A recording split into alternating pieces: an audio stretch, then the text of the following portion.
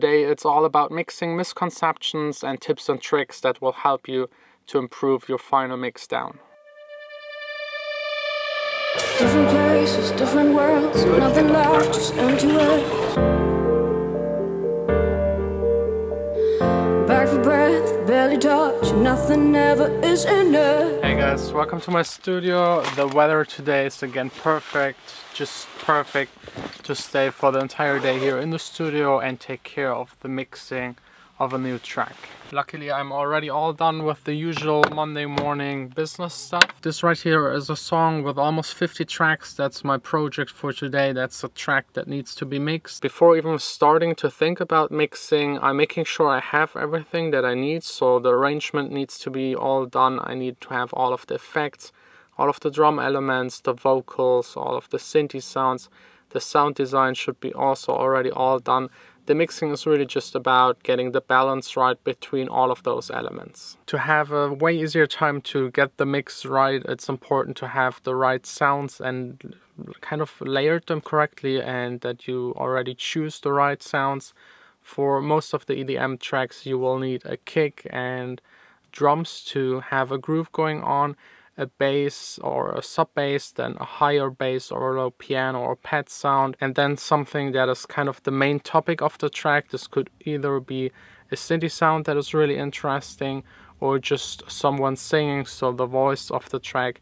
A lot of effects to keep everything interesting, and if you have these elements you will have a way easier time mixing. If you have, for example, 5 elements that are all playing in the middle part of the frequencies, it will be just impossible to mix it. So the first real tip for mixing is making sure that not too many elements are playing at the same time, especially not elements that share the same frequency. A lot of people have the mindset that the mixing is there to correct everything and make it sound good, but it's really actually just about getting the balance right between the elements.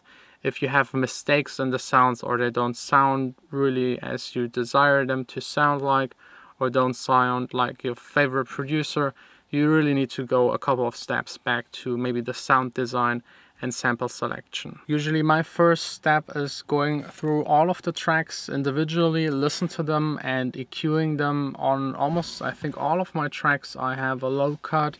You can see it here in Logic, like really, yeah, except for one track, which is the sidechaining track, all of them have an EQ on top, and also all of them have a low cut, except again for the sidechaining. And if you think it's stupid to put a low cut on a kick or on a sub bass, this might be right depending on the sample or the sound that you're using. But for example, on the kick I like to cut everything away below 25 or 30 Hertz. It's not really noticeable, but sometimes you have a bit of rumble in the very low end that might take away space in your mix that you could use otherwise. Same with the sub bass. I usually cut it right around 50, 60, 70 Hertz, really again depending on the sound, just to have a bit more space for the kick. I think another mistake a lot of people do is using the EQ to shape the sound. I usually just try to kind of correct the mistakes or the resonant frequencies or the rumble in the low end to get it right for the mix. I kind of try to adapt it and shape out certain frequencies to have more room in that frequency range for other elements that are playing kind of in the same spot. But it's not really drastically about changing the sound.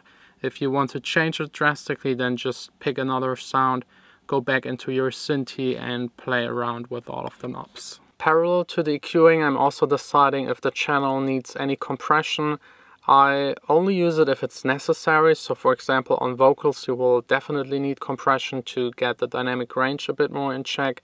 On main synthy sounds it's not really necessary always, and on drum one-shot samples it's usually overkill, because these samples already got sampled, mastered, sampled again, and if you add now again compression on top of it, the sound might actually get over compressed, which is usually way worse than having no compression at all. If you're a beginner and you don't know how a compressor is working, or you're not really trained to hear what a compressor is doing to the sound, then just don't use a compressor. It's not so essential at the beginning. It's more important that you make a good track and get the mixing right. The compressor is really not doing that much that it's worth it using it, and you will probably just ruin more than you will fix with it. Next up is the reverb. I always already have the reverb on my elements before I come to the mixing stage, but I then double check again if they sound clean enough. Sometimes I EQ them, cut away the low end, or even sidechain them to just get them better into the mix. I think reverb is really the one thing that does the biggest change between a professional production and a beginner production. It's really about the clean and nice reverb sound. By the way, if you're looking for a really nice reverb plugin, I use in most cases the Valhalla Vintage Verb. It just sounds amazing. Next up is the stereo image. I go through all of the tracks and decide where to place them, left, right, and the center.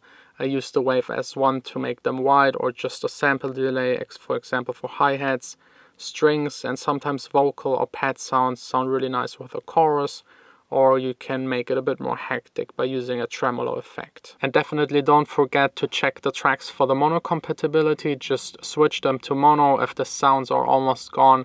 They are in antiphase and just a bit too wide. The second I'm all done with all of these steps, I'm kind of repeating them all over again, but this time in context with the other elements.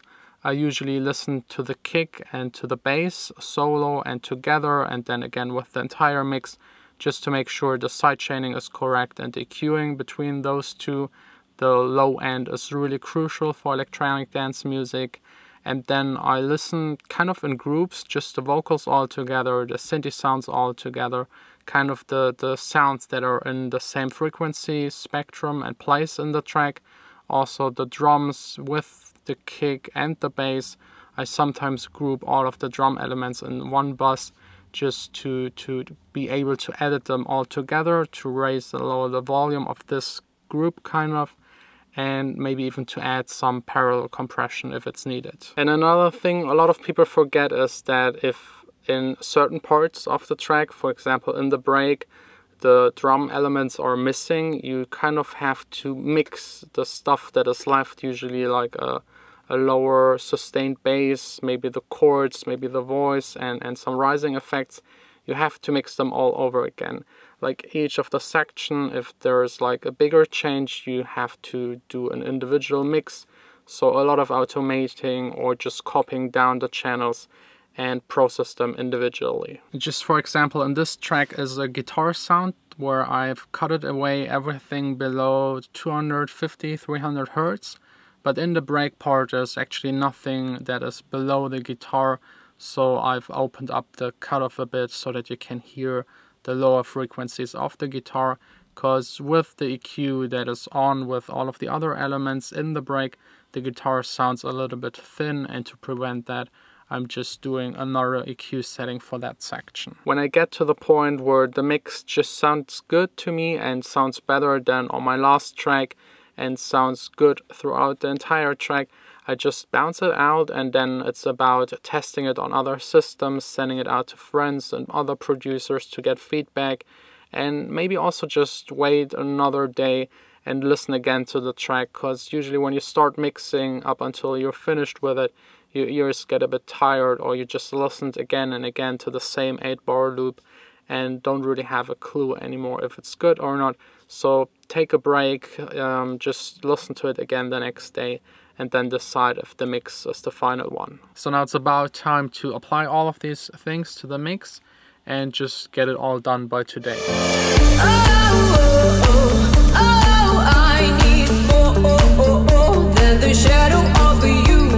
I'm finally all done with the mix. It's usually a task that takes at least half a day to really get it all right.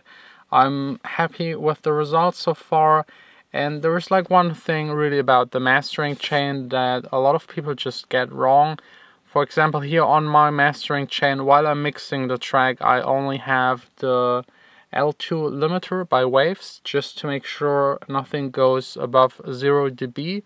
And it's not really doing a whole lot. It doesn't push the track down, because if you apply a lot of limiting on your track, yes, it gets louder, but the second you send it out to the mastering guy, you have to remove the limiter, and then your entire track just sounds different, especially if you make music that is kick heavy. The kick is so loud, it's pushing so against the limiter that it gets a whole lot quieter through the limiting. So then without the limiter, the kick is way too loud, and if you send that file to the mastering engineer, he will just assume that you intended it to be like that. He will master it, maybe correct it a bit, but for sure not entirely. So either also send him a mix that you kind of mastered or limited for him as a reference, or just don't put that much limiting on top of your track. Back in the days where I started producing, like, the most important thing I always had was my mastering chain. I had for a very long time the vintage compressor on top of it. Then I had like an SSL compressor for a very long time. Also, even I think recently, like half a year ago, I still had a compressor in the chain in between. I've now even removed that. I'm really just using the limiter to keep everything in check. And the second plugin on my mastering chain is actually just an analyzer. This right here is my favorite analyzer, Span by Voxengo. It's for free. And there is really no problem in using an analyzer while mixing. This can help you to find frequencies that are just sticking out way too much. This can help you to get the low end right. Also to make sure that the high frequencies are not too sharp. It helps you metering the track if it's clipping somewhere. Also getting the loudness of the track, as well as checking with the correlation meter for the mono compatibility. Of course, this doesn't mean use the analyzer to mix your track. It's still all about what it sounds like, but the analyzer might be a second opinion that could help you, especially if you have a long mixing day and you get used to certain sounds. It can really help you, as well as, of course, listening to other tracks while you're mixing. Really important just to have this A and B comparison to other tracks, and maybe even older released tracks of yourself. I gotta say, usually I'm a bit frustrated Monday evening because my Mondays are usually my business days, but today that I got the entire mix done on this new track, I actually feel quite good. So now it's just time to head back home, enjoy the rest of the evening. We will see us again tomorrow, most likely again here in the studio. I mean, that's all I do. Oh, and by the way, there's one more thing, and it's really the most important, and that is experience. The more you mix, the better your mix will be. That's basically with everything in life, and a lot of people just forget it. They think they're doing something wrong while mixing a track, or they don't have the knowledge, but it's really all about the experience.